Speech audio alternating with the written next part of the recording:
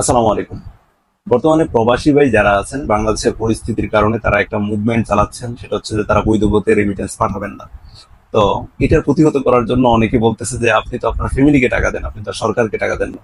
তো এতে করে সরকারের কি যায় আসে আপনি রেমিটেন্স যদি বৈধ পথে পাঠান আর না পাঠান? আসলে সরকারের যায় আসে। যায় আসে বলেই বিভিন্ন মন্ত্রীরা আপনি দেখতেছেন যে এখন করজোরে বলতেছে বৈধ পথে রেমিটেন্স পাঠানোর জন্য বিভিন্ন রকমের প্রণোদনা দেবে, এই করবে সেই করবে, বিভিন্ন রকমের স্কিমের কথা বলতেছে। আসলে যাদের সামগ্রিকভাবে দেশটা কিভাবে চলে, অর্থনীতি সম্পর্কে কোনো আইডিয়া নাই, তারাই বলে যে কোনো প্রভাব পড়বে না। তো মোটা দাগে বলতে গেলে সর্বপ্রথম বলা হয় যে আপনি যে দেশেই থাকেন রেমিটেন্স যোদ্ধা হিসেবে, তো ওই দেশে আপনি স্যালারি পান ওই দেশের মুদ্রায়। তো ওই দেশের সরকার যদি আপনি বৈধ পথে পাঠান তাহলে বাংলাদেশ সরকারকে ডলারে তা পরিশোধ করে। তো সরকার কিন্তু বাংলাদেশ সরকার কিন্তু আপনার ফ্যামিলিকে ডলার পরিশোধ করে না। বাংলাদেশ সরকার আপনার ফ্যামিলিকে দেয় টাকা। তো টাকাটা সরকার চাইলেই ছাপাইতে পারে, ডলারটা পারে না।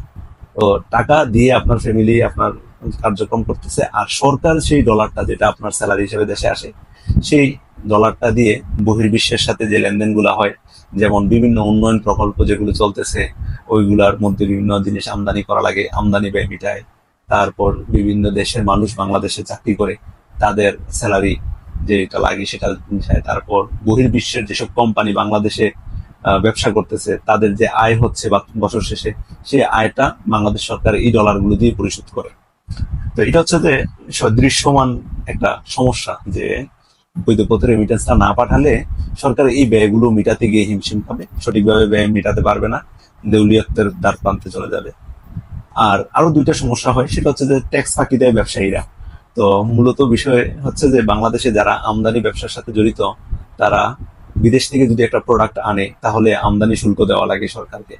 তো তারা কি করে, আপনার $10,000 যদি একটা প্রোডাক্ট হয় বিদেশ থেকে আনার জন্য, তো তারা আপনারা কাছ থেকে যারা হুন্ডির মাধ্যমে টাকা কালেকশন করে, যে আপনি যখন স্যার এটা বাংলাদেশে বৈধ পথে পাঠাবেন না, হুন্ডির কাছে দিবেন, হুন্ডি যে কোনো একটা ব্যক্তির কাছে, তো এখন ওই দেশে টাকাটা কিন্তু ওই দেশে থাকে। তো বাংলাদেশের একজন ওটা পরিশোধ করে দিচ্ছে বাংলাদেশের মধ্যে থেকে। তো ওই টাকাটা, ওই দেশ থেকে যদি কোনো প্রোডাক্ট কেউ আমদানি করে বাংলাদেশের কোনো ব্যবসায়ী, তো ওই প্রোডাক্টের টাকাটা ওইভাবে পরিশোধ করে দেয় আনঅফিসিয়ালি। আর বাংলাদেশ সরকারকে দেখায় যে 10,000 টাকার প্রোডাক্ট যেটা $10,000, সেটা দেখাবে যে $1,000 এটার দাম। তো $1,000 দাম দেখানোর কারণে সরকার কিন্তু ওই $1,000 উপরেই শুল্ক নির্ধারণ করে সেখান থেকে ট্যাক্স আদায় করতেছে। তো তার মানে $10,000 হলে যেভাবে ট্যাক্স পাতো, যত টাকা ট্যাক্স পাইতো তত টাকা পাচ্ছে না। আরো একটা সমস্যা হচ্ছে যারা টাকা পাচার করে, বাংলাদেশ থেকে বৈধ পথে বিদেশে টাকা নেওয়ার তেমন বেশি একটা সুযোগ নেই। তো আমাদের বেনজির সাহেব শুনেন যে কতগুলো টাকা বিদেশে নিয়ে গেছে, অনেকগুলো বাড়ির মালিক।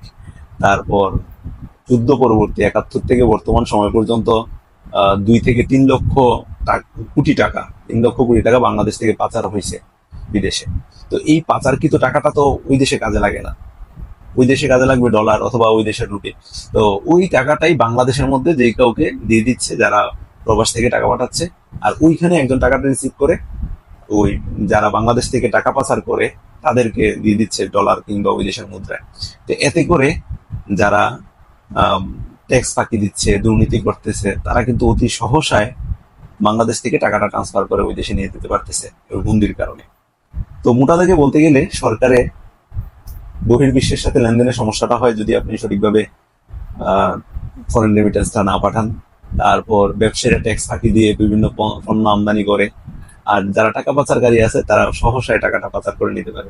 তো আলটিমেটলি দেশীয় অর্থনীতির মধ্যে বিরাট একটা প্রভাব ফেলে আপনার হুন্ডিটা। এই কারণে হুন্ডিটা বাংলাদেশে আইন অনুযায়ী বৈধ নয়। তো যারা আন্দোলন চালাচ্ছেন ঠিক আছে, আপনাদের মনোভাব আপনারা কমেন্ট করে জানাবেন, ঠিক আছে। কিন্তু এতে করে কিন্তু সরকার মারাত্মক রকমের বিপাকে পড়তেছে বহির্বিশ্বের সাথে লেনদেন করার ক্ষেত্রে। তো এই মুভমেন্ট 3 থেকে 4 মাস যদি কেউই সারা দুনিয়ার মধ্যে যত প্রবাসী আছে তারা যদি চালায়, সরকার একটা বিরাট সংকটের মধ্যে পড়বে।